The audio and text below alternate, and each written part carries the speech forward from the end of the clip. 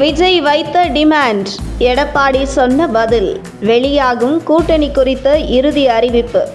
NDA கூட்டணிக்குள் Vijay வரப்போகிறார் என்கின்ற கூட்டணி குறித்த பேச்சுவார்த்தை விறுவிறுப்பாக சென்று கொண்டிருக்கிறது என்கின்ற செய்தி வெளியாகி தமிழக அரசியலில் மிகப்பெரிய பரபரப்பை ஏற்படுத்தி வருகிறது. இதற்கு முக்கிய காரணம், வரும் சட்டசபை தேர்தலில் விஜய் தலைமையிலான தமிழக வெற்றிக் கழகம் தமிழகம் முழுவதும் தனித்து போட்டியிட்டால் அவர் வெற்றி பெற்று ஆட்சியை பிடிக்க முடியாது. 1-2 சட்டமன்ற உறுப்பினர் வேண்டுமென்றால் அவரை சேர்த்து அவருடைய கட்சிக்கு கிடைக்கும். ஆனால் விஜய் தனித்து நின்று யாருடைய ஓட்டுகளை பிரிக்கப் போகிறார் என்பதை பொறுத்தே யார் அடுத்த ஆட்சியை பிடிக்கப் போகிறார் என்பது தெரியவரும். அந்த வகையில் வரும் சட்டசபை தேர்தலில் திமுக, என்டிஏ இந்த 2 கூட்டணியில் யார் வெற்றி பெற வேண்டும் என்பது விஜய் கையில்தான் உள்ளது. அந்த வகையில் விஜய் என்டிஏ கூட்டணிக்குள் உள்ளே வந்தால் வரும் சட்டசபை தேர்தலில் மிக எளிதாக என்டிஏ கூட்டணி வெற்றி பெற்றுவிடும் என்பதுதான் கள நிலவரம். இப்படி ஒரு சூழலில் காங்கிரஸ் கட்சி தமிழக வெற்றிக் கழகம் பக்கம் வரும் என எதிர்பார்ப்பது விஜய் காத்து கொண்டிருக்க, திமுகவுடன் கூட்டணியை உறுதி செய்தது காங்கிரஸ். இப்படி ஒரு சூழலில் ஏற்கனவே கரூர் சம்பவத்தின் போதே விஜயுடன் கூட்டணி பேச்சுவார்த்தை நடத்திய பாஜகவிடம் கூட்டணிக்கு வருகிறேன் என்றும் சொல்லாமல், வரவில்லை என்றும் சொல்லாமல் இருந்து வந்தார் விஜய். இதனைத் தொடர்ந்து விஜய் உடனான கூட்டணி குறித்த பேச்சுவார்த்தையை கைவிட்டது பாஜக. ஆனால் கரூர் விவகாரத்திற்கு பின்பு பாஜக குறித்து விமர்சனம் செய்வதை தவிர்த்து வந்தார் விஜய். அப்போதே விஜய் பாஜகவுடன் சுமூகமாக முடிவு செய்துவிட்டார் என பரவலாக பேசப்பட்டு வந்தது.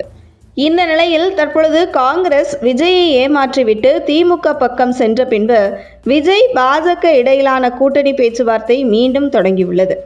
இந்த நிலையில் இம்முறை திமுகவை வீழ்த்தியே தீர வேண்டும் என்கிற ஒரே முடிவில் இருக்கும் பாஜக டெல்லி தலைமை இந்த ஒரு முக்கிய கட்சிகளையும் விட்டுவிடக்கூடாது என்பதையும் தூக்கி உள்ளே போடுங்க என கூட்டணியை வலுப்படுத்தி வருகிறது. இப்படி ஒரு சூழலில் வரும் சட்டசபை தேர்தலில் விஜய் 15% வாக்குகள் வரை பெறுவார் என கருத்து கணிப்புகள் வெளியாகி வரும் நிலையில் விஜயை கூட்டணிக்குள் கொண்டு வருவதற்கு பாஜக டெல்லி தலைமை முயற்சித்து வருவதாக தகவல் வெளியாகியுள்ளது. இதன் தொடர்ச்சியாக டெல்லியில் சிபிஐ விசாரணைக்கு சென்ற விஜயிடம் கூட்டணி பேச்சுவார்த்தையை நடத்தி இருக்கிறது பாஜக தரப்பு.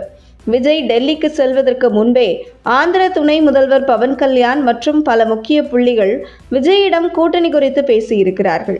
இந்த நிலையில் டெல்லியில் விஜயுடன் நடந்த கூட்டணி பேச்சுவார்த்தையில் விஜய் நேரடியாக முக்கிய டிமாண்ட்களை வைத்திருக்கிறார். அதில் தமிழக வெற்றிக் கழகம் கட்சிக்கு 60 தொகுதி மற்றும் துணை முதல்வர் பதவி வேண்டும் என விஜய் கூட்டணி பேச்சுவார்த்தை நடத்தி பாஜக தரப்பிடம் தெரிவித்திருக்கிறார்.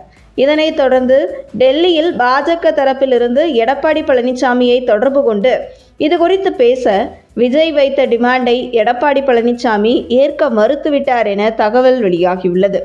அதாவது விஜய் கேட்டது போன்று 60 தொகுதி துணை முதல்வர் பதவி கொடுக்க எடப்பாடி பழனிசாமி சம்மதிக்கவில்லை என்றும், இதனால் என்டிஏ கூட்டணிக்குள் விஜய் வருவது உறுதி செய்யப்படாமல் இருந்து வருவதாக கூறப்படுகிறது. இந்த நிலையில் எடப்பாடி பழனிசாமியை டெல்லிக்கு அழைத்து பாஜக தரப்பு பேச இருப்பதாக தகவல் வெளியாகியுள்ளது.